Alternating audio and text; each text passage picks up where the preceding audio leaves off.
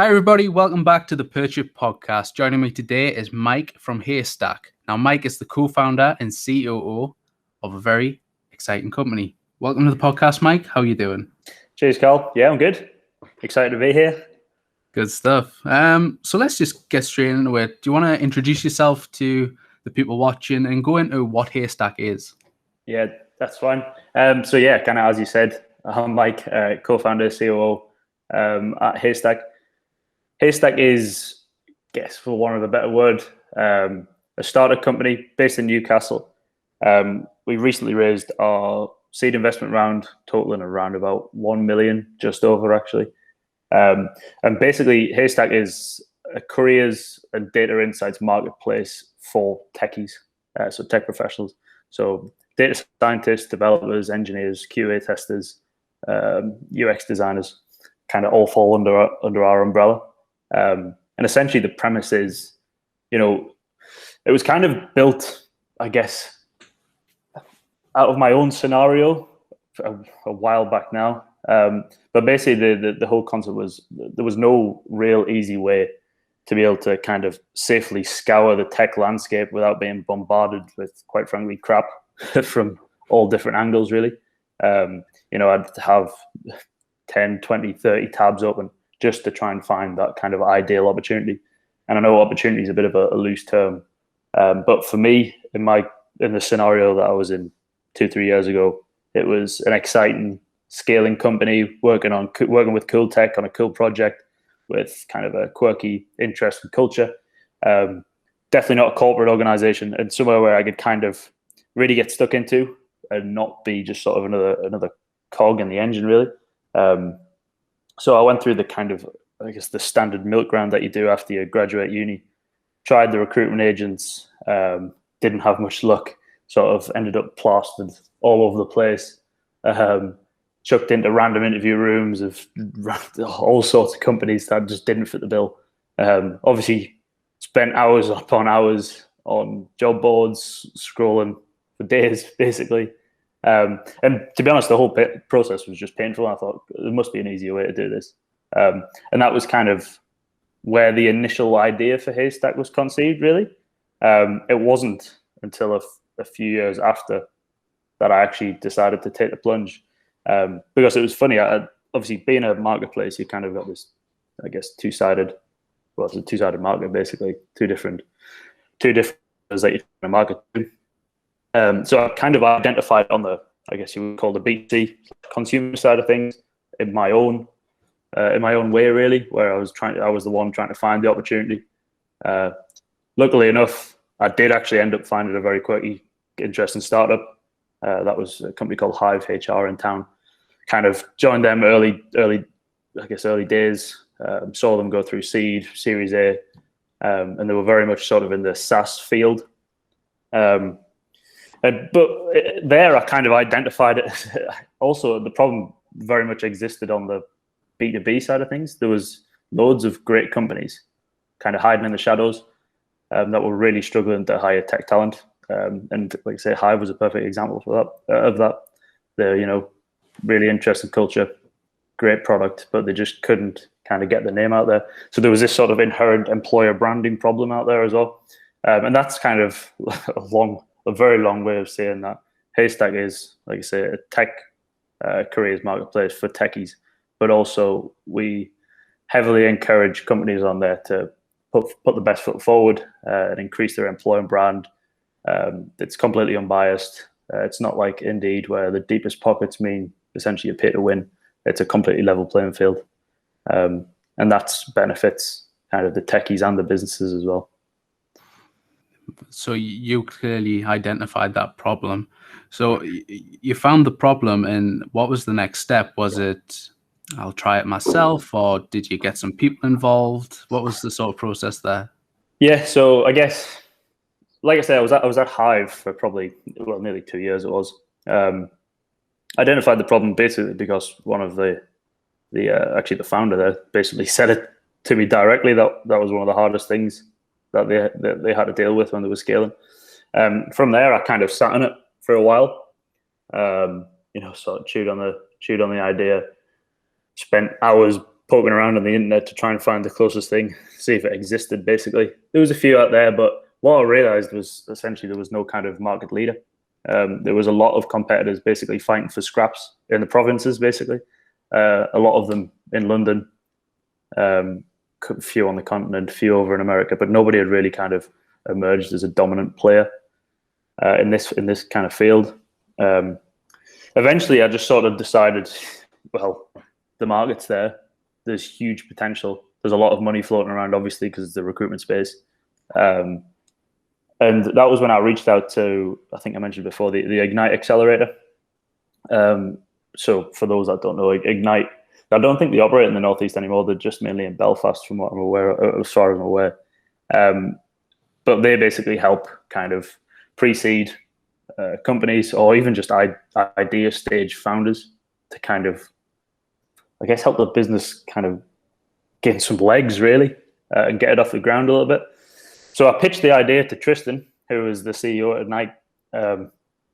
Clearly thought had some weight to it, and then I got accepted, got a little bit of seed investment, and then it was basically just a very, very scrappy time, speaking to a lot of people on both sides of the fence in terms of the businesses and the consumers, i.e. like techies and developers, and just really, really figuring out what the root of the problem was for a lot of people. Like I say, it was very, very scrappy, and to be honest, I barely wrote a single line of code in that entire time at Ignite. All I did was literally sit down and speak with prospective customers. Didn't have the name Haystack. It basically just had a random placeholder name for a long time. There wasn't much to it, but that just kind of got me into this mindset of just be really, really obsessed with what your customer wants rather than building what you think is just perfect or the ideal solution. Kind of get into the mindset of that, and never invest a load of money into building the product without kind of not building it in the public necessarily, but building it alongside your customers as well.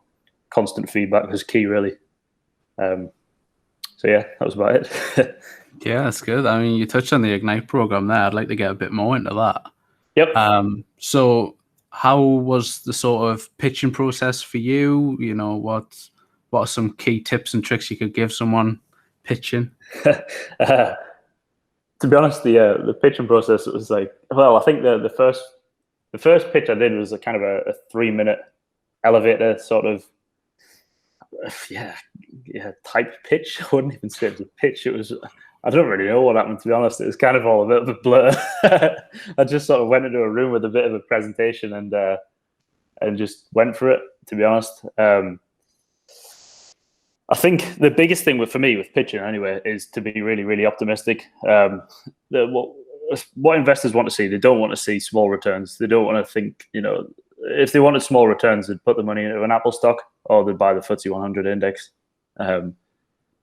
You need to be really optimistic and show that you've identified a huge gap in the market. Like I said, they don't care about kind of minimal growth. They care about 10x in the money. So really, really hammer that point home, I think, is the biggest thing for me. If you show that there's kind of a gap in the market, and that there is essentially a demand for it, but nobody's really solved that demand, that, in my mind anyway, that's the biggest thing. Your product could be complete shit, to be honest. At that stage, it doesn't really matter. It's more, does the problem exist, and do you have the capacity to go out there and solve it? Because essentially that's what the seed money's for. It's for you to go out and build a first early version of your product and market it and prove that the concept has legs, basically. So it can look, to be honest, it doesn't really need to look particularly pretty. The biggest thing is hammering home the fact that there is a gap in the market for this and there is a need for it, really. Yeah, I like that point, because we've been doing practice pitches and stuff like that, and it is just a bit of a blur. Yeah. And then the more you practice, the more you kind of build a structure. But the first pitch ever is just like, I've got no idea what went on there, to be honest. It's just, it seems like so long ago as well, even though it was kind of only 2 years ago, really. I remember I was in a little office space just in town. It was a good cop, bad cop kind of scenario. I remember I had a pitching with 2 different people. One of them absolutely grilled it, picked apart everything, and the other one thought it was great. Came out of it kind of thinking, balls this up. And then next thing you know, it kind of got accepted on it. But to be honest, the whole thing was a great experience. It gave me that cushion to be able to sort of say, well, obviously the initial kind of, I guess it was pre-seed money at that stage. That gave me the cushion to say, yep, I can leave my job now. I can go for it. And, you're kind of living on scraps a little bit, but it's still, it gave me that little bit of confidence to sort of take the plunge, I think. Whereas before, the idea just sort of was sitting in my head. I told my dad it, told a few friends it. But until you have that kind of, I guess it's a bit of a kick up the arse, really, where somebody externally who is well known in the field says, yep, you're good to go. That was kind of what I needed, I think. Yeah, just that a bit of reality comes into it as well, doesn't it? Yeah, completely. So reality check. That's exactly it. So without that, it's just an idea floating around in your head. You've kind of got a million of those. Very true. So you did the Ignite program. I guess you graduated from that. Is that what they say? Yeah, something like that. Yeah. What happened next? What happened when you came out of the Ignite program? What was waiting for you there? So I guess my route out of that was a little bit different to what the other cohort members. On Ignite, like I said, the only thing I really did was network and speak with investors, customers, potential users. Kind of as part of that, I basically bumped into our current lead investor, a guy called Dan. Dan's the founder of Bead Gaming and RocketX, 2 very successful SaaS companies that were acquired kind of within the space of a year of each other. And he just set himself up as an investor. And basically, I got speaking to him, kind of told him the idea. And it just so happens, he kind of went, oh, right, yeah, I've had the same idea. So it wasn't really like one of those where I took a pitch deck to like a VC or something like that. It was quite an easy sell, to be honest, because he was essentially working on the same thing, which is really good. And he was basically working on it with my 2 other co-founders, Rob and Chris. So Rob had a previous startup, which you spoke about earlier, and Chris is really experienced in the recruitment game. So was MD of a big recruitment company before this, and is also a mate of Dan's. And they'd kind of all identified the problem. We're sort of working on it part-time to prove the concept. And I think he went away, spoke to Chris and said something like, oh, there's this random lad from Sunderland on the Ignite program who's got the same idea as us.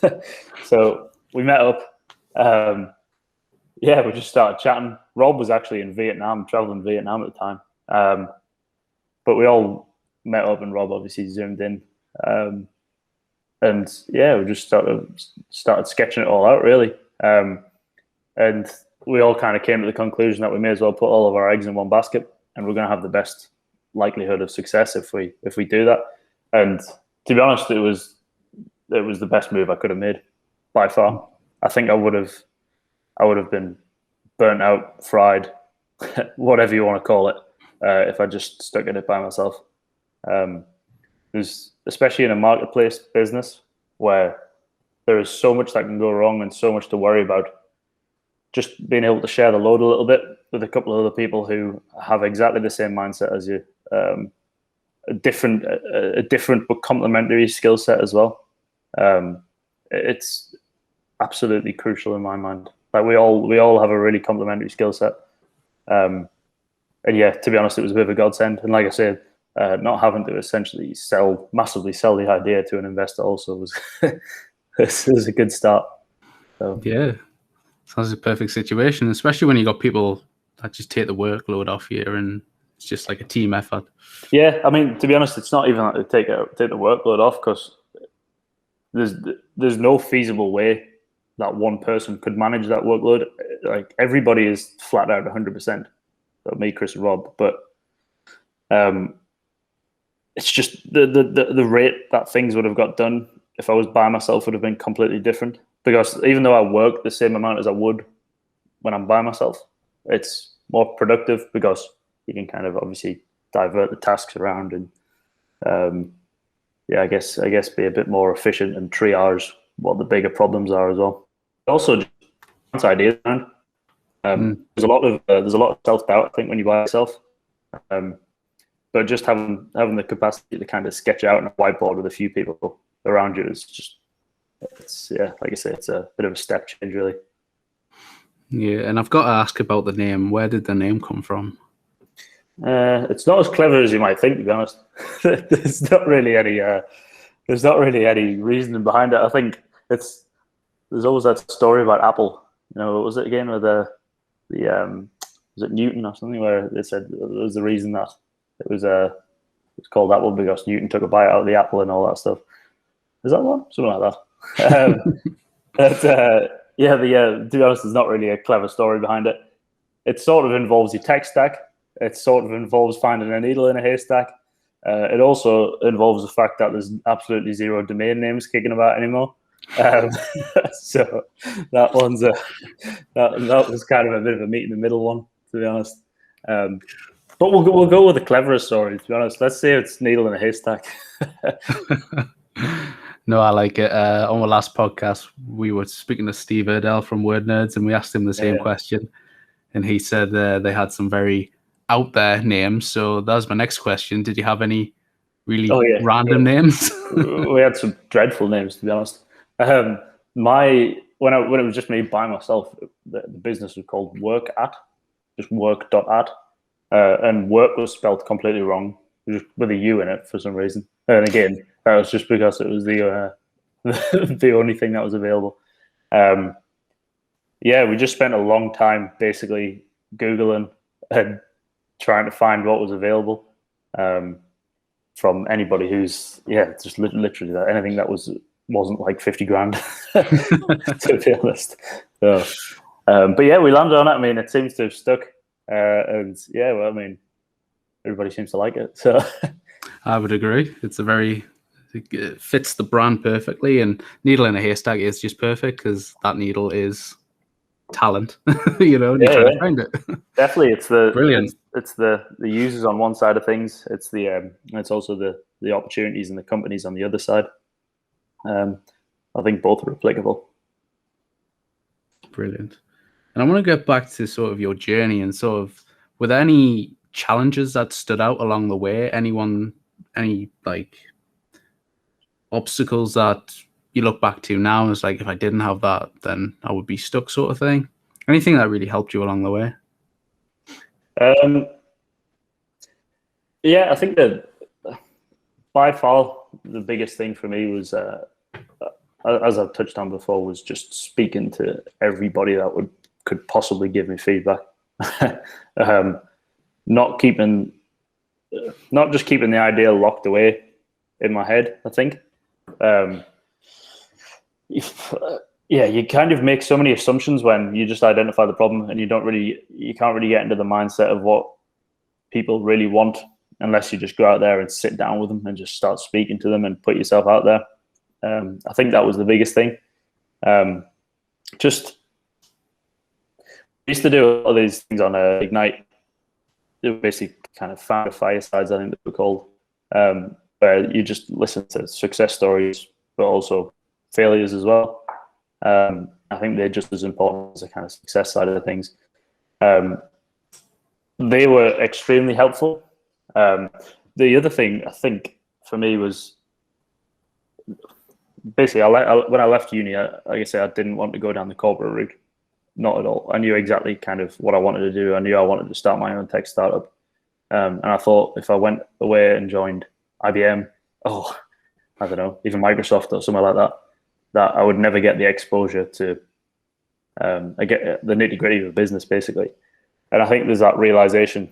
When you look at things from the outside, it can kind of appear all perfect. Everything's in line. There's nothing scrappy going on behind the scenes. But really, when you get in the trenches, you realize that there's a lot of strings being pulled that you wouldn't expect. There's a lot of manual labor basically behind the scenes, all to give this kind of appearance that things are automated, things are slick. And that's just how it is. I actually think that's one of the best ways to figure out when to start building the technical solution. If you identify a problem that exists, let's say a customer's requested something, and you put in place a manual process, it could be anything. I don't know, somebody going out there having to press a button because it hasn't been implemented into a technical solution. And that becomes a process that's used daily, weekly, monthly, and it becomes paramount to the entire business. That is essentially when you start to think about a technical solution and build building something technical around it, basically. And it's almost like you kind of work backwards, in my mind anyway, from that process. Figure out how you do it manually, or figure out how you can basically bootstrap something.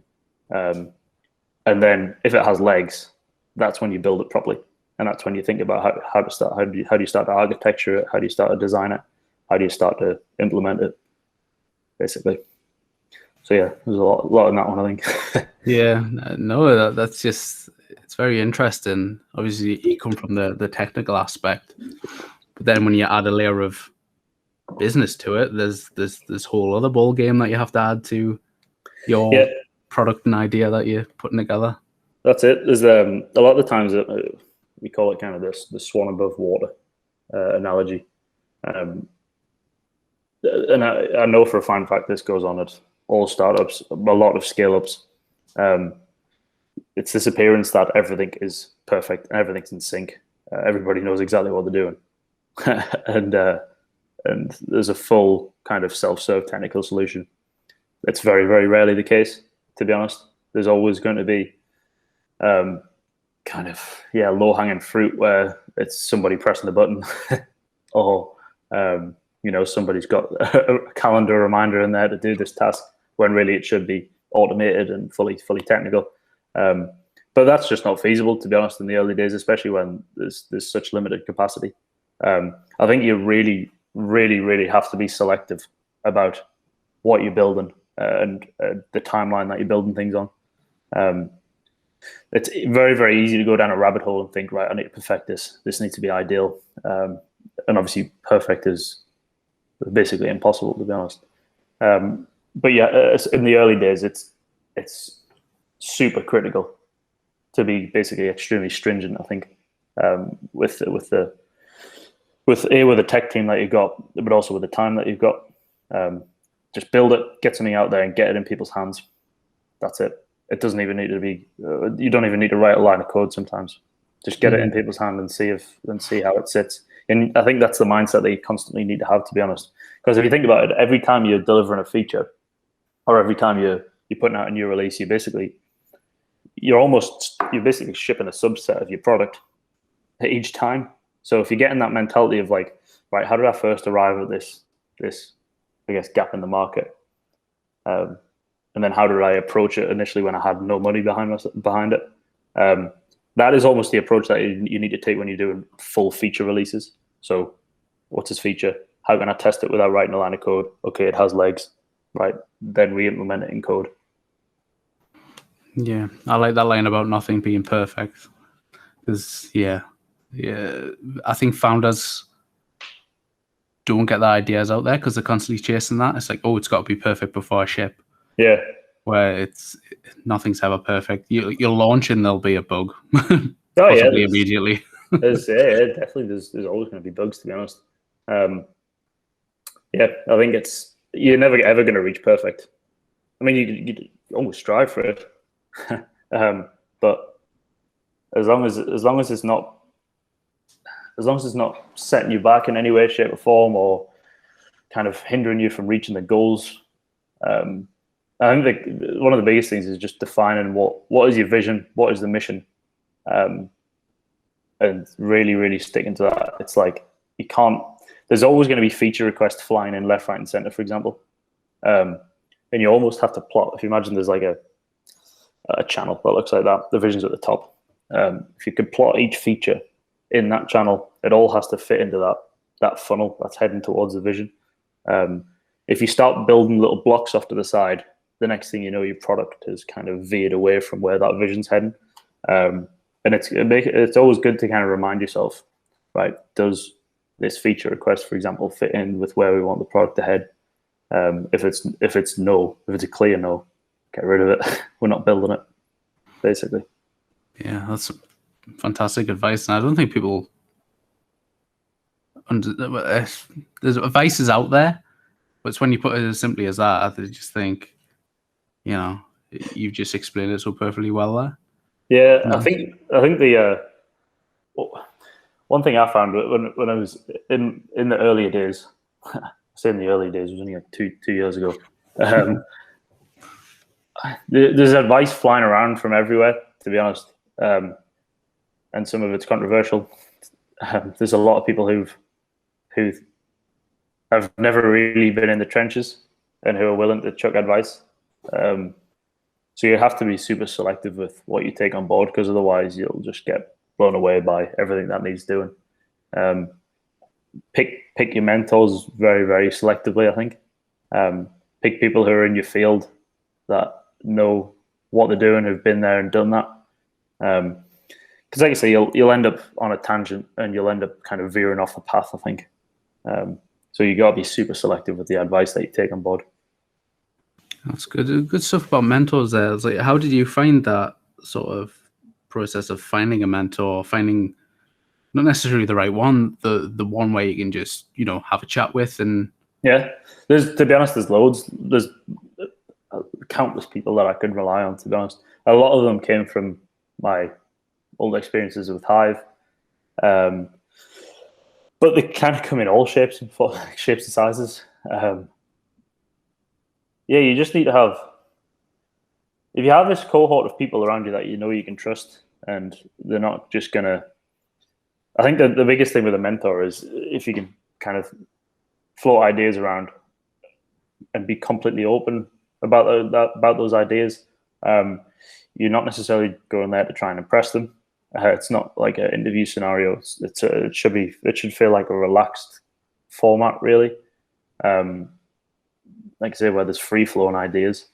And I think luckily we've kind of built up this really good mentor list around us at Haystack.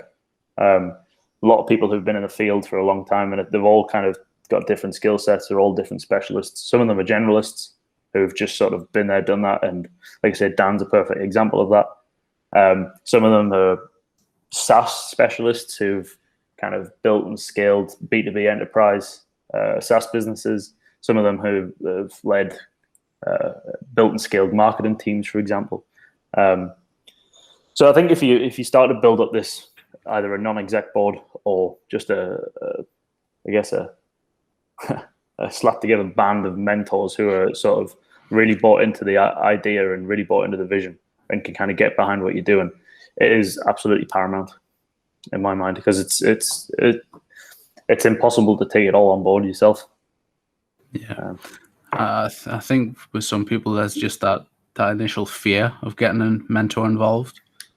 It potentially could go back to being protective over your ideas and things. But I think as founders, you learn pretty quickly that your idea isn't as special or precious as you first thought. No, definitely not. It's not precious. I don't think you should treat it as precious either. You should be fully willing to be able to. If it doesn't have legs, or if it doesn't have traction, you should be completely willing to scrap it and go back to the drawing board. That's the easiest. I think being precious around ideas, features, even metrics. That is kind of that's a very easy way to failure, I think. You kind of have the blinkers on a little bit and that kind of tunnel vision. Otherwise, you've got to keep a broad perspective. We kind of like one of the biggest things that I wanted to put in place, and that I was really keen on pushing for, is this idea of a one metric that matters, North Star metric. I don't know if you've heard of that concept before. And to be honest, it's not really applicable in the early days. You need to have every single metric. because you don't know which direction the product's going to go in. You don't know where people are going to find value. You don't know how people are going to find value, and you also don't know how you're going to monetize that value as well. But once you've established that, it's almost like you have lots of metrics flying around everywhere. There's various different metrics dashboards. Once you kind of get a couple of months under your belt and the product's been rolling, it's got legs, there's that natural pull, there's a bit of traction there. That's when you start to get granular and start thinking about your metrics, I think, and defining maybe there's one that you can kind of put at the very top and say, yep, this is our North Star, this is our guiding metric. Everything that we do based on our product has to move that metric in the right direction. Or maybe there's one or two. But I think if you reach that, it can be extremely beneficial. Like I said, there's millions of moving parts to Haystack. But we found, for example, things like engagement rate. We put that extremely high on the priorities list. There's obviously our monthly active users, retention rates, another big one for us. But really, really narrowing down on those metrics that are kind of the wheels that drive your business, I think, is really important in the early days. Yeah, just setting your clear KPIs and. Yeah, definitely. I think they're not even KPIs. It's like. Yeah, like retention rate was huge for us, or it is huge for us. One of the biggest things that I was kind of adamant on is that we never really want to have this leaky bucket. Once we acquire users, we want them to be users for life, basically. Even if they find an opportunity through Haystack, they should think, right, the next time it comes around, I'll go back on Haystack, for example. So retention rate was massive for us. That was one of the biggest drivers for me. I think that it's also a good measure of how sticky your product is. If people are willing to come back, it's kind of a good sign that you're doing something right, especially when there's a lot of competitors flying around in your field. Yeah, very true. Some great insight there, Mike. And I could probably go on all day about North Star metrics and things. Well, Haystack, it's in a very special place. You've built a product, you've assembled a team, you've raised investment. So out of those three, what was the most enjoyable and why? And then on the flip side, which was the most stressful? Building a team was the most enjoyable. I think we've got a great team. I literally think sometimes I get in the room and I think we can solve any problem there is. In fact, I think that most days, to be honest.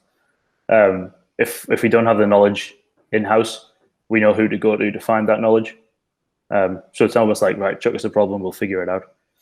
I think that the culture that we've built is brilliant, and one of the biggest things that I was kind of pushing for at the start, the early hires kind of make or break the business.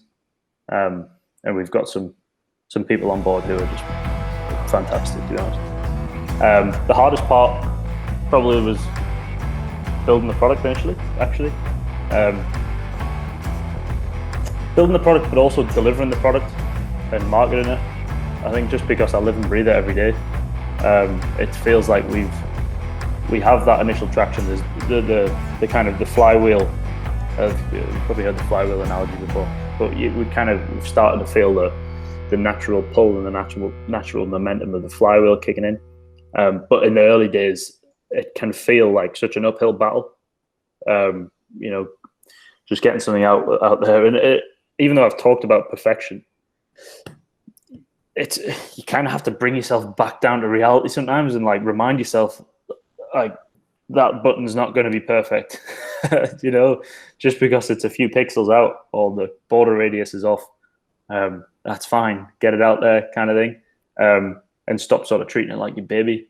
I think that was one of the biggest mentality shifts for me. And yeah, like I say, I try to integrate it into every sort of little meeting that we have around product or around new dev sprints or anything like that.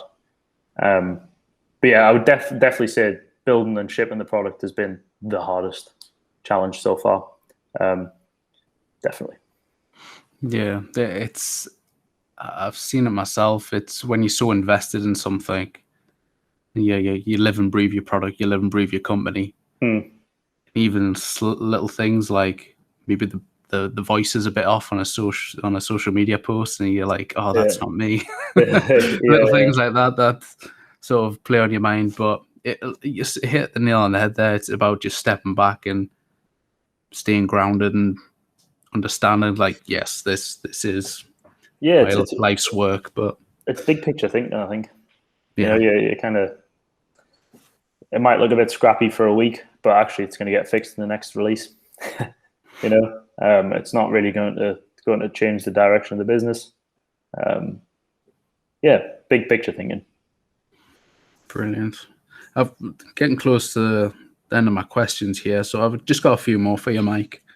What advice would you give to startups or solo entrepreneurs with an idea? What sort of advice would you give them? The biggest advice is to seek advice. To be honest, I think that you need to find that big event. If you haven't already been kind of an entrepreneur or a founder before, find that big event that gives you the kick to really do it. For me, like I said, that was Ignite. I built up kind of people around me who were in the same position. It felt like a little bit of a cushion. I think that's the biggest thing. Kind of figure out what that event is that's going to give you the kick to do it. And I think, like I say, just sit down with people and don't be precious about the idea. Just get it out there. Just start thinking about who can I speak to, or how can I deliver it on the cheap to prove that it exists.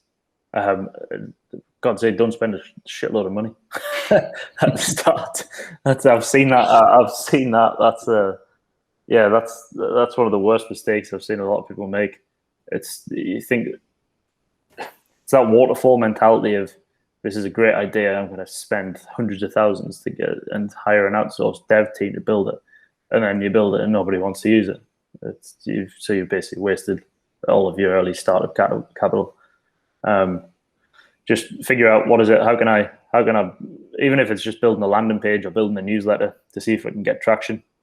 Stick a few Facebook ads, see if you can get a call to action that people want to invest in. And just see if you can get some early adopters. That's the biggest thing.